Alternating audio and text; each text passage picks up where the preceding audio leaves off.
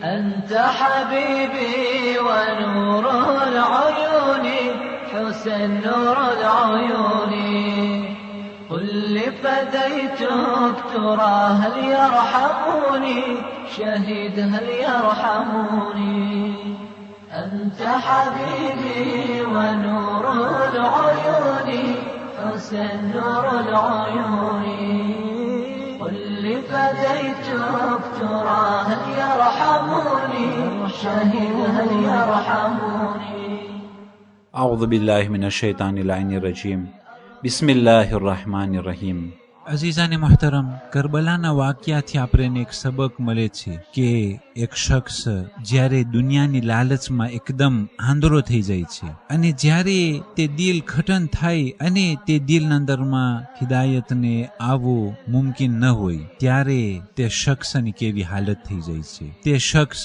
હકને બાતિલ સમજે છે. તે શખ્સ એક નેક અને પરહેઝગારને ઝાલિમ અને મુજરિમ સમજે છે અને મુજરિમ અને ઝાલિમને નેક અને પરહેઝગાર સમજે છે. એ શખ્સ ગુનાહોને હલાલ સમજે છે અને વાજિબાતને ગુનાહનું કામ સમજે છે. ઉમર ઇબ્ન સાદ તેના લશ્કરીઓને મુખાતિબ થઈને કહ્યું, યા ખૈલલ્લાહ ઇરકબી વબિલ જન્નતે અબશિરી.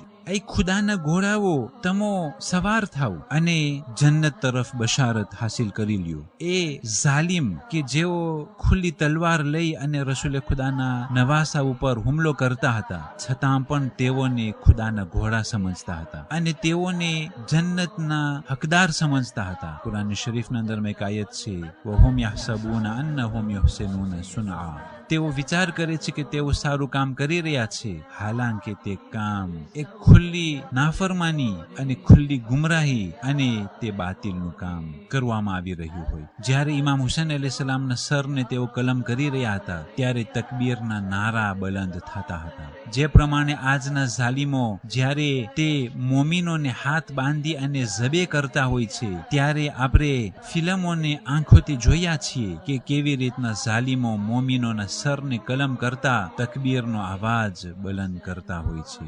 આ નવી વાત નથી, પણ આ શૈતાનિયત તે બની ઉમૈયાના જમાનાથી ચાલુ થઈ ચૂક્યું હતું. ઉમર ઇબ્ન સાદ તેના સિપાહીઓને કહ્યું, અલૈયા બિન નાર, કે મને તમે આગ આપો, લે અહરિકા બયુત અઝ્ઝાલિમીન અલા રૂઉસિહિમ, જેથી કરી અને હું, ઉમર સાદ કહે છે કે મને તમે આગ આપો જેથી કરીને હું ઝાલિમોના ખૈમાઓને બારી નાખું અને તે ઝાલિમો તે ખૈમાઓના અંદરમાં હોય. માઅઝલ્લાહ તે રસૂલને નવાસીઓને આ ઉમર ઇબ્ન સાદ ઝાલિમ સમજે છે. અઝીઝાને મોહતરમ, બહુ જ દિલ દુખાય એવી વસ્તુ એ છે કે જ્યારે મોમીનો તે ઈમાનદારીના અંદરમાં હોય, પરહેઝગારી, તકવા અને અલ્લાહનો ખૌફ તેઓના દિલના અંદરમાં હોય, તેઓથી વધારે ઈમાનદાર કોઈ ના હોય, પણ ઝાલિમો તે મોમીનોને હલકા સમજતા હોય. ઝાલિમો અને મુનાફિકો તે મોમીનોને મુજરિમ અને ક્રિમિનલ સમજતા હોય, હાલાંકે ખુદ તેઓ જ ઝાલિમ, મુનાફિક, મુજરિમ અને ક્રિમિનલ તેઓ જ હોય છે. પણ કરબલાના અંદરમાં કેટલું સબર ખપે કે તે રસૂલની નવાસીઓને ઝાલિમ સમજવામાં આવે છે અને ખુદ જે પોતાની બે ત્રણ દુનિયાની ચીજ સારું થઈ તેની આખેરતને બરબાદ કર્યો અને બીજા કોકની લિજ્જત સારું થઈ અને પોતાની દુનિયા અને આખેરતને બરબાદ કર્યો. અઝીઝાને મોહતરમ, એ જ પ્રમાણે બની ઉમૈયા હંમેશ માટે મોમીનોના ખિલાફ એ પ્રમાણે એન્ટોક્સ રાખતા હતા અને આ પ્રમાણે ખરાબ વાતો પ્રચાર કરતા હતા અને મોમીનોના ખિલાફ એ પ્રોપોગંડા કરતા હતા. પણ હક હોય છે. સૂરજને ઢાંકવાથી તે સૂરજ ઢંકાઈ નહીં જાય. અને ઇમામે સાદિક અલૈહિસ્સલાતુ વસ્સલામ એક અસહાબને એ સોનું દેખાડ્યું અને કહ્યું કે અયે મારા અસહાબ, અગર જો આખી દુનિયા કહે કે આ રૂપું છે તો શું આ સોનું રૂપું થઈ જશે? અસહાબે કહ્યું કે હરગીઝ નહીં યબ્ન રસૂલિલ્લાહ. ઇમામ અલૈહિસ્સલામ તે અસહાબને રૂપું દેખાડ્યું અને કહ્યું, આખી દુનિયા અગર જો કહે કે આ સોનું છે તો શું આ સોનું થઈ જશે? તે શખ્સે કહ્યું, હરગીઝ નહીં યબ્ન રસૂલિલ્લાહ.